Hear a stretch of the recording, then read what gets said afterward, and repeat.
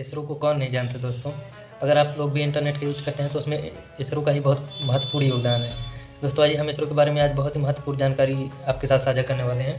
इसरो की स्थापना 15 अगस्त 1969 को हुई थी।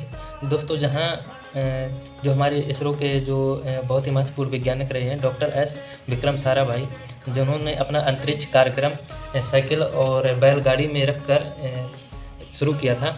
आज वहीं दोस्तों हमारा अंतरिक्ष जो प्रोग्राम है या भारतीय अंतरिक्ष अनुसंधान संगठन इसरो विश्व के जो प्रमुख अंतरिक्ष अनुसंधान एजेंसियां हैं, जैसे रूस का और अमेरिका का नासा हो गया, इसी प्रकार जो विश्व की और बड़ी-बड़ी स्पेस एजेंसियां हैं, इनके साथ बहुत ताल से ताल मिलाकर दोस्तों प्रतिस्पर्धा कर रहा है। इसरो आज ऐसे-ऐसे मुकाम हासिल कर रहा है जो विदेशी कंपनियां कई सैकड़ों हज़ारों करोड़ रुपए लगाकर भी जो सफलतापूर्वक लॉन्च नहीं कर पाते हैं, वही भारत केवल 400-500 करोड़ रुपए में ही लॉन्च कर देता है। दोस्तों आइए हम बात करने वाले हैं इसरो के बारे में।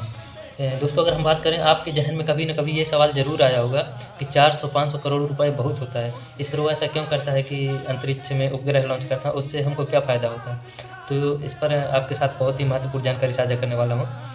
दोस्तों जो ये हमारा अंतरिक्ष अनुसंधान संगठन इसरो है, यह जो उपग्रह लॉन्च करता है उससे हमको बहुत सारे लाभ होते हैं। जैसे आप इंटरनेट का यूज़ करते हैं तो इसमें जो एक तो इसमें बहुत महत्वपूर्ण योगदान रहता है। वहीं जो इसरो के द्वारा लॉन्च उपग्रह होते हैं उनका योगदान हमारे जो मौसम के पूर्वानुमान में या आपदाओं के समय जो आप देखते होंगे कि यदि किसी क्षेत्र में बाढ़ या भूकंप आता है तो बड़े-बड़े जो टावर होते हैं वो ध्वस्त हो जाते हैं, जिससे इंटरनेट की सुविधाएँ बंद हो जाती हैं। लेकिन अगर आप वहीं देखेंगे तो जो सैटेलाइट फ़ोन होते हैं या जो सैटेलाइट संचार नेटवर्क होता है वो बाधित नहीं होता है। तो उसके माध्यम से हम उससे आपदा वाले क्षेत्र में एक तो संचार कायम कर सकते हैं और दूसरी बात इंटरनेट के जो हमारा उपग्रह होता है उसके इमेजिंग के माध्यम से क्या हानि हुई है, कितनी हानि हुई है, उसका आकलन कर सकते हैं। और दोस्तों इसके साथ-साथ प्राकृतिक संसाधनों का पता लगाने में भी जो हमारे अंतरिक्ष में उपग्रह स्थापित किए जाते हैं उनका बहुत ही महत्वपूर्ण योगदान होता है।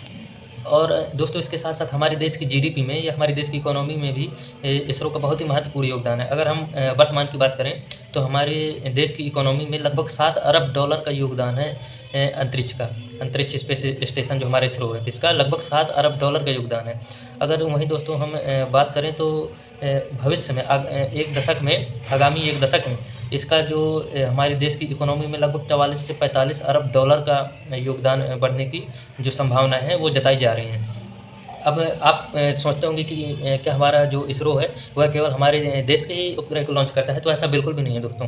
बहुत सी छोटी-छोटी इंटरनेट प्रोवाइडर जो कंपनियाँ होती हैं जो अपना खुद का जिनका स्पेस स्टेशन है या जो स्पेस लॉन्चर सिस्टम नहीं होता है, या अगर हम तुलना करें तो दूसरे देशों की तुलना में हमारा जो इसरो है वह बहुत ही सस्ते दामों में इंटरनेट प्रोवाइडिंग जो कंपनियाँ होती हैं उनके उपग्रह लॉन्च कर देता है।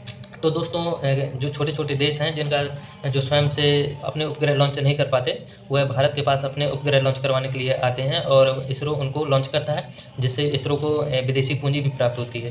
तो दोस्तों इस प्रकार अगर आप इसी प्रकार के महत्वपूर्ण पहलू जानना चाहते हैं और अच्छे-अच्छे कंटेंट जानना चाहते हैं तो हमारे चैनल को ज़रूर सब्सक्राइब कीजिएगा, क्योंकि दोस्तों आपका सब्सक्राइब हमको बहुत मोटिवेट करेगा और हम आपके लिए इसी प्रकार जो अच्छे-अच्छे कंटेंट हैं लेकर आते रहेंगे। दोस्तों सब्सक्राइब करना बिल्कुल मत भूलिएगा, अभी कीजिए, अभी कर दीजिए दोस्तों।